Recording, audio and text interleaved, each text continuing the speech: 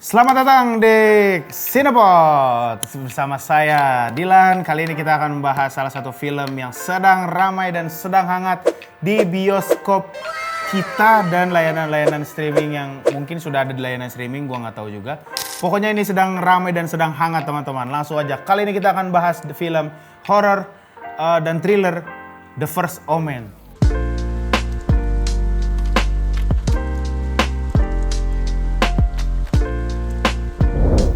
The First Omen teman-teman. Jadi ini adalah salah satu film debut penyutradaraannya dari Arkasa Stevenson. Jadi ini dia pertama kali menjadi seorang sutradara atau director di dalam sebuah featured film. Dia sebelumnya itu dia cuman kayak ikut ngebantu menjadi ini menjadi itu di film ini film itu. Nah tapi untuk kali ini dia sendiri sebagai sutradaranya di film The First Omen ini.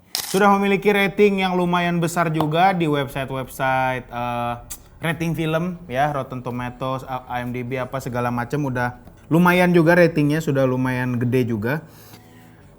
Sinopsis singkatnya itu adalah jadi ada seorang wanita yang dikirim ke Roma untuk memulai kehidupan sebagai pelayan gereja atau seorang biarawati ya teman-teman ya, di mana dia harus tetap religius, dia tetap harus menjaga kesuciannya, dia pokoknya harus yang baik-baik terus dah ya selama dia menjadi pelayan biarawati di dalam gereja tersebut.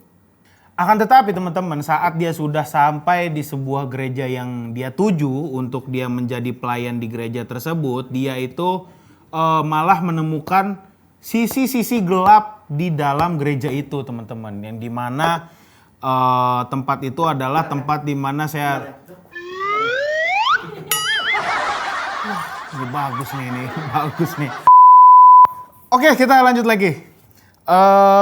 Jadi itu tadi ya, ada cewek pindah ke Roma, ke gereja untuk menjadi pelayan gereja atau biarawati. Ternyata dia malah menemukan sisi gelap di gereja tersebut teman-teman. Jadi ada sebuah ruangan yang selalu tertutup, terkunci rapat, tidak boleh dibuka atau dicari tahu segala macam, nggak boleh. Tapi si cewek ini malah menemukan sisi gelap itu teman-teman. Jadi di mana hal-hal ini menggoyahkan iman dia, terus dia menjadi meragukan semuanya yang dia pelajari selama ini dan segala macamnya, dan dia mengungkap konspirasi mengerikan yang dipercaya bisa melahirkan inkarnasi yang jahat teman-teman. Gokil. Sebenarnya saya pribadi sih ya punya ekspektasi yang tadinya tuh agak rendah teman-teman, karena dari si sutradaranya aja ini adalah debut filmnya gitu. Sedangkan menurut gue pribadi, film yang hits atau film besar di zaman dulu, kalau pengen di remake itu harusnya pakai sutradara yang sudah jago banget gitu, yang sudah profesional banget gitu. Ini kalau menurut gue pribadi. Jadi apa? Jadi film yang sudah besar itu tidak menurun saat dibuat remake-nya atau dibuat versi terbarunya gitu teman-teman. Awalnya gue ekspektasinya seperti itu, tapi ternyata, wih cakep bro. Nah, jadi kalau misalnya ngomongin prequel film horor atau horror thriller yang sebelum-sebelumnya sudah pernah dibuat, tentu saja banyak banget yang bagus ya teman-teman ya. Seperti Ouija, Origin of Evil, terus ada Annabelle juga, ada Creation, pokoknya banyak banget teman-teman. Nah, tapi dari itu semua yang barusan gue sebut, ada beberapa yang benar-benar bagus, ada beberapa yang bagus aja gitu ya, yang standar-standar aja, ada yang terbilangnya lumayan gagal, walaupun ditontonnya tetap enak gitu, tetap bagus-bagus aja gitu. Nah, dan sebagian besar teman-teman, film-film horor itu sudah pasti menggunakan budget atau biaya yang sangat besar sekali. Nah, beberapa film yang tadi gue sebut itu, ada beberapa yang tidak balik modal teman-teman. Wih, nombok dong. Ada yang nombok dong. Ya, tapi nggak banyak. Dari berapa sih, ada 4 film yang tadi gue sebut, banyak yang balik modal, banyak yang untung, banyak juga yang rugai teman-teman. Pokoknya prequel horor yang sudah pernah dibuat, ya begitulah ya hasilnya. Ada yang sesuai ekspektasi, ada yang di luar ekspektasi. Nah, sebenarnya buat poster di film ini itu gue sangat-sangat tidak serak sekali. Karena apa? Karena mereka melabelkan diri mereka sendiri, di dalam posternya tulisan film horor paling mengerikan di tahun ini gitu. Maksud gue, Kalau misalnya saat ditonton ternyata tidak semenakutkan yang dipikirkan kita dan kawan-kawan lainnya, bagaimana? Dia susah juga. Tapi ternyata teman-teman itu adalah apa ya, cara marketing dari si studionya. Nah, menurut gua ini adalah salah satu trik marketing yang gagal. Tapi mungkin dia menggunakan trik marketing yang menjelekkan diri sendiri, ternyata malah menarik penonton gitu. Jadi nantangin, ini adalah film horor terbaik di tahun ini. Ternyata orang-orang, masa sih gitu. Akhirnya nonton, rame yang nonton gitu teman-teman. Nah, dari yang tadi kutipan itu, yang ada di posternya itu, ntar ada, sebenarnya nggak dapat dari kritikus manapun, nggak dapat dari rating filmmaker atau rating aplikasi website tertentu, tidak. Itu pure dari studionya aja teman-teman ya, seperti yang tadi gue bilang, trik marketing saja. Nah, kalau dibandingkan dengan Omen yang film pertama, wih bro, ini beratus-ratus kali lipat lebih bagus daripada film Omen yang sekarang. Mungkin karena apa? Karena itu adalah film Omen yang pertama. Jadi kita tidak ada perbandingan gitu teman-teman. Nah, dari segi poster, dari segi film, packaging, apa segala macam, film Omen pertama itu menurut gue tidak ada celah untuk kritik secara negatif. Tapi bukan menurut gue aja. Menurut kritikus film lain di luar sana, Hollywood atau Eropa segala macam, emang katanya itu sangat wajib diberikan nilai yang sempurna katanya gitu. Karena emang kecacatan dalam film itu malah ada kecacatan yang sengaja dibikin cacat agar filmnya jadi bagus, dan kecacatan yang tidak disengaja itu katanya tidak ada. Nah, itu menurut kritikus yang bener-bener paham film. Karena gua setengah-setengah aja, jadi menurut gua nggak ada gitu teman-teman. Faktanya nih teman-teman, sebuah film berjudul Immaculate ya, yang dibintangi oleh Sydney Sweeney itu dibuka belum lama ini. Jadi hampir berbarengan dengan film The First Omen ini. Nah film si Sydney Sweeney ini yang Immaculate ini malah lebih enjoy gue, lebih gue nikmatin. Tapi bukan berarti The First Omen ini film yang jelek teman-teman. Jadi masih bagus-bagus juga, cuman gue lebih nikmati film yang Immaculate itu. Jadi gue awalnya dibingungkan tuh, apakah gue harus nonton film The First Omen atau Immaculate, karena dua-duanya memiliki banyak orang-orang penting di dalamnya ya. Jadi kayak director, orang-orang di baliknya, aktornya segala macam, banyak orang-orang bagusnya di dalamnya. Jadi gue coba nonton film Immaculate dulu dan ternyata ganteng bro. Nah, di film Immaculate itu diceritakan seorang remaja putri yang sangat religius yang akan mengucapkan sumpahnya untuk pertama kalinya dan menjadi seorang biarawati, dan orang-orang di sekitarnya malah mencoba melibatkan diri mereka sendiri ke dalam kehidupan si wanita yang akan bersumpah itu. Nah, yang mereka libatkan ke dalam kehidupan wanita ini, si remaja putri ini tidak baik teman-teman. Bukanlah hal yang positif. Itu dia tuh ide utama dari film si Immaculate itu. Jadi rada dekat-dekat sama rada mirip sama The First Omen, cuman dari segi alur, dari segi finishing apa segala macam ya pasti beda sekali. Jadi dua film ini harus lu tonton sebenarnya. Seperti film-film horor di luar sana ya teman-teman yang sudah pernah dibuat, yang namanya jump scare itu udah pasti ada ya. Tapi seperti biasa di babak pertama dalam sebuah film, jump scare itu dari yang jump scare yang kecil-kecil dulu sampai jump scare yang baru benar-benar bikin jantung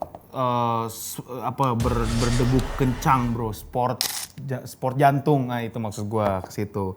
Nah, kayak pertama kita diberikan sebuah scene di mana ada si aktor utama kita ini, seorang biarawati yang baru saja ke tempat gereja tersebut, ditepok pundaknya kalau nggak salah ya sama nenek yang biarawati juga. Dan itu kaget. Nah itu menunjukkan ke kita kalau misalnya babak pertama dari sebuah film The First Omen sudah dimulai teman-teman. Nah semuanya kalau yang gue lihat itu dibuat dengan sangat rapih oleh Neil Tiger Free teman-teman. Yang mungkin lo kenali dari sebuah karya Seven yang dibuat oleh M. Night Shyamalan ya teman-teman ya. Tampil sangat keren sekali di dalam film ini, gokil sekali. Tapi seiring berjalannya film dan diperkenalkannya efek-efek praktis yang sangat-sangat aneh dan berdarah-darah nih teman-teman, film ini menjadi sangat baik dan semakin baik aja kalau menurut gue. Jadi eskalasi. Jadi kita nonton dari nice. wih gokil, wow gitu teman-teman. Sebagian besar dari hal-hal seperti ini sangat-sangat bisa dikaitkan dengan kecemerlangan dari si director itu tersebut, Stevenson teman-teman. Yang sudah sedemikian rupa mengatur dan gimana caranya mencari cara di belakang kamera agar film ini sangat rapi sekali dari segi pengeditan film dan juga scoring yang sangat bagus sekali dari Mark Corvin teman-teman. Seorang komposer yang sangat-sangat hebat sekali dan juga sudah terkenal di film-film Hollywood yang sudah besar juga yang laku-laku.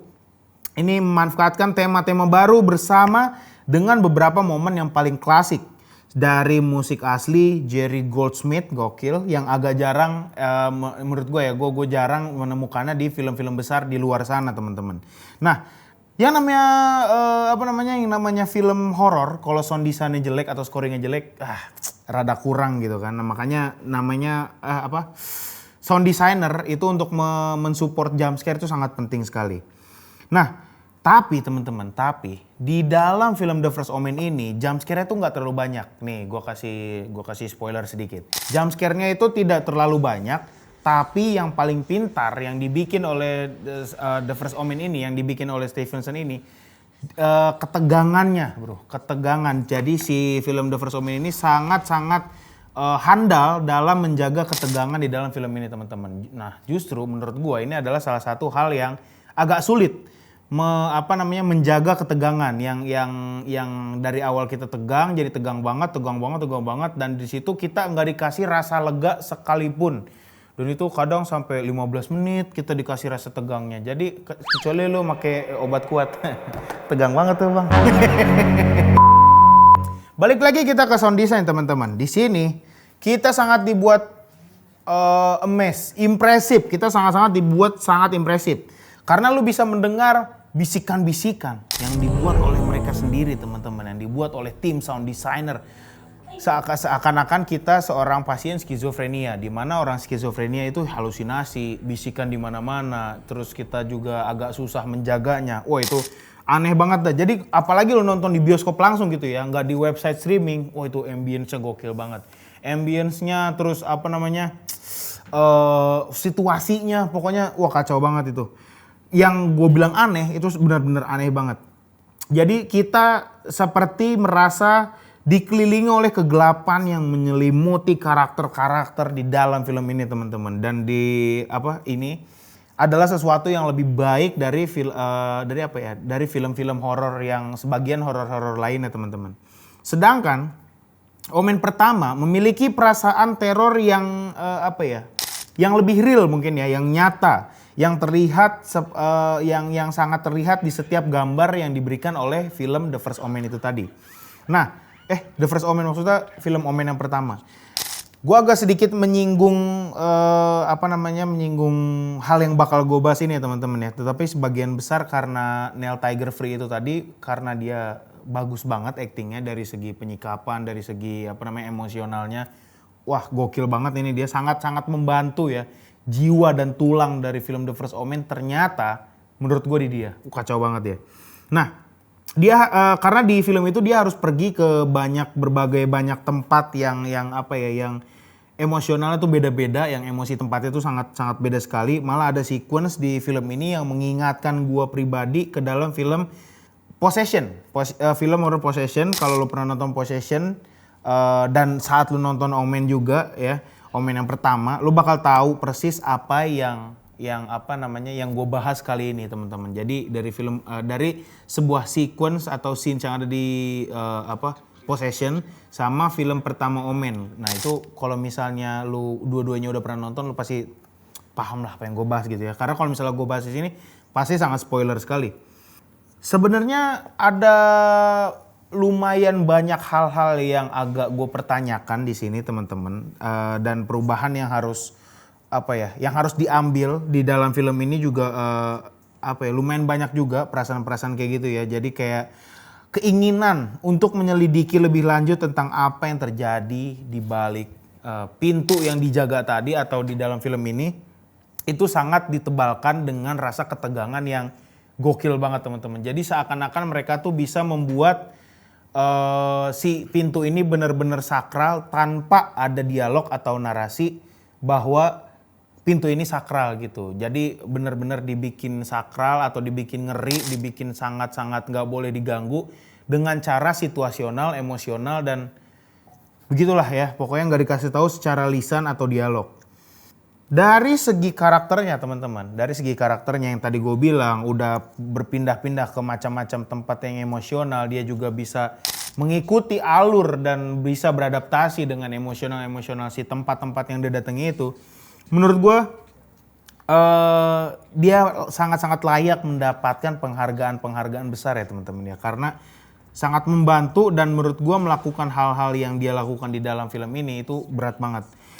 Nah, kalau dari segi budget teman-teman, dari segi budget menurut gua The First Omen ini menjadi salah satu dari sekian banyak film horor ya. Menjadi salah satu film horor dengan budget yang besar sekali teman-teman. Karena budgetnya The First Omen itu kalau nggak salah ya yang gue baca di internet itu sampai 30 juta dolar. 30 juta dolar kalau dirupiahin itu udah sangat ganteng sekali. Lu udah bisa beli sawah 15, 110, 10 hektar mungkin ya, kita tidak tahu di situ. Nah, kalau misalnya lu nonton dari segi streaming sama segi bioskop itu sangat beda sekali. Tapi kalau nonton di streaming tidak jelek juga gitu, tidak membuat film ini jelek. Cuman kalau nonton di bioskop lu jadi lebih goks aja gitu, lebih apa ya, lebih memorable. Pokoknya lebih seru lah ya kalau di bioskop ya, semua film juga begitu. Nah, kalau dari segi filmnya sendiri, itu menurut gua sangat-sangat worth it kalau diberikan atau menghabiskan budget sampai 30 juta dolar teman-teman. Jadi apa ya, kayak nggak dibuat sia-sia gitu. Si budget atau dana yang diberikan kepada tim The First Omen ini kayak nggak sia-sia gitu, karena dari packaging, dari segi apa ide apa segala macem lah, pokoknya yang semua yang ada di film itu benar-benar digunakan secara baik sekali teman-teman. Nah, kalau dari segi look yang ada di dalam film ini itu sebenarnya diambil agak lumayan mundur teman-teman, kayak seakan-akan tahun 70-an.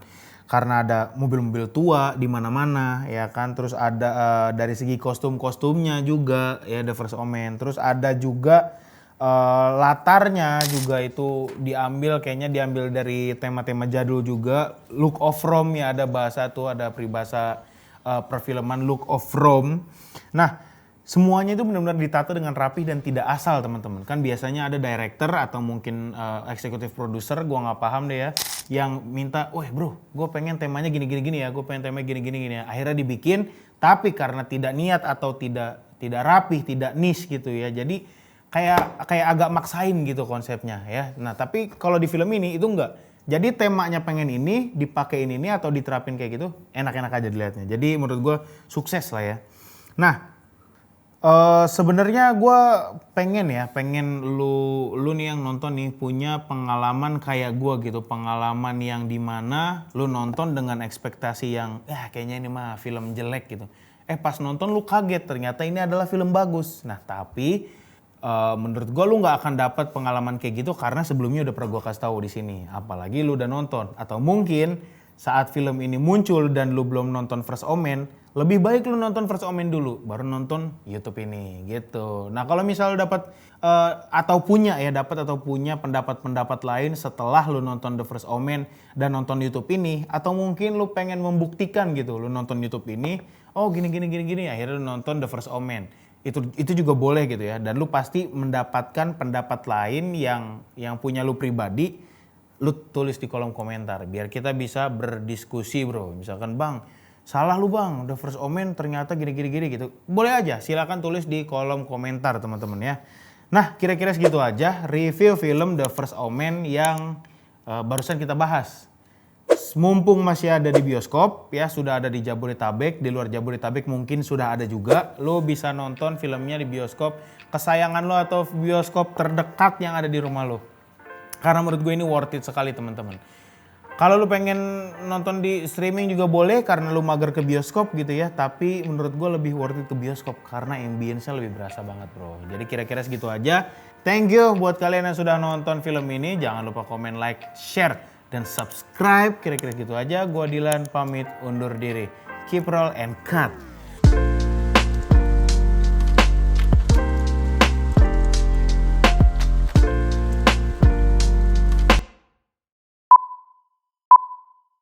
Scoring yang sangat bagus sekali dari Mark Corvin, teman-teman. Seorang komposer.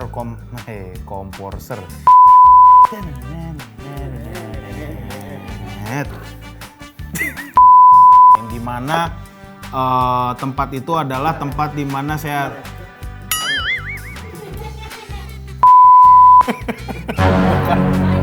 dua kali.